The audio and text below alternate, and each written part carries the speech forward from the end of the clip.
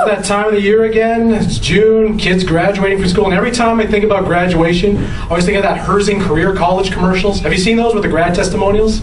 There's this one Filipino woman that gets up on stage, she's like, Herzing gave me the opportunity where I'm working right now. That's not what she's trying to say. She's like, I have a better job, I make more money, and I will gamble it at McPhillips Street Station Casino. Yeah, we love our casino. Shut up. Another interesting fact about Filipinos, I read about this in the census, that Tagalog, the Filipino main language, is now the second most spoken language in Winnipeg, beating out the French. Yeah, my people beat out the French, okay? You know, I want to see a conquer. Like, I want to see people like Filipinos from the Maples moving to St. Boniface. You get male Filipinos banging French chicks, impregnating them, having give birth to little French-apinos. Can you imagine if they start speaking? It'd be like speaking French with a Filipino accent. They'd be like, bonjour. Then we'd be invading the Festival de Voyageur. No, we wouldn't be invading Festival. First Filipino gets out of the car, he's like, oh, Festival, here we go. What's too fucking cold? Let's go in and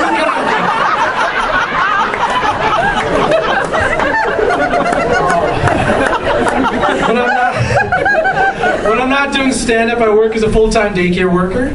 It's not too bad. I had a little incident a few years ago. At my previous center, I was working with 4 toddlers. I was all by myself, but they were okay. They were napping. But management had this really stupid idea. Let's do a fire drill while the kids are asleep. So they started ringing the bell. All 4 of my toddlers shot up. It was like the cowardly line from the Wizard of Oz. I was like, I'm like, I gotta get these kids out of here. I had 2 kids jump on my arms. I had 2 kids attached to my legs like goalie pads, and I'm waddling out the door, just like this. And I get to the front door, all of a sudden I hear this. And I kid you not, what are the odds? I had 4 kids shit themselves. My supervisor, totally oblivious to this, walks by over me, oblivious to the smell, oblivious to the pain I'm in. She's like, hey, you're doing okay over here. It's like, yeah, everything's peachy keen, everything's fine. Are you fucking insane? Come on, I got 4 kids crying, and they also fudged their Huggies. Come on, yeah, we got a new Olympic event over here, synchronized shitting, huh? How about that? But seriously, the daycare field has actually helped me a lot with parenthood. I have a 2-year-old daughter at home, and I always make sure, shut up. I always make sure that she's always safe, and I always explain things to her thoroughly. So I always go to her like, okay, we look both ways before we cross the street. If you don't, you'll get hit by a car and get very hurt. Then I think about how my mom raised me. Filipino mom raising me. 5-year-old kid, she goes up to me, Blip, if you don't look both ways before you cross the street, you will die. Then she gets into her little stories. I had a friend, and she did not look both ways, kaboom! She got hit by a U-Haul truck, and she died. Then she's like, and I had another friend, she thought she was smart. She lived on a one-way street. And she only looked one way, all of a sudden, kaboom! U-Haul truck hit her from the wrong direction, and she died. I learned 2 things that day. 1, don't fucking get near a U-Haul truck. And 2, my mom's either a terrible liar or she has a hell of a hard time holding on to friends. I had a wild weekend. I was at a social, and this is really weird. They had 20 grand prizes. 20 grand prizes, and the weird thing was every prize had something that I didn't need.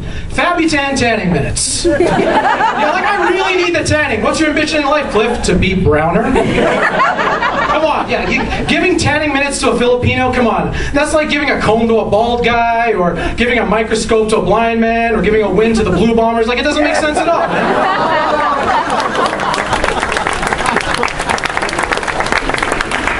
But I always think about my wedding social. The key thing is we had a lot of Filipino food, and here's the key thing, and here's my advice to you. If you go to a Filipino social, do not ask them what's in the food, because you'll never get a straight answer. One of my friends walked up to my mom. She had these little spring rolls called lumpia, and he goes up to her, he's like, Mrs. Robles, does this have chicken or pork in them? She's like, it's very delicious. Is there chicken or pork? It's good, you try some right now. Look, you're not giving me a straight answer, okay, you know? I'm out the door. Then my mom gets all pissed. She's like, Oi! What the fuck is wrong with you? You better take the food now. If you don't take the food, you will die. Look, that's my material. Thank you very much, ladies and gentlemen.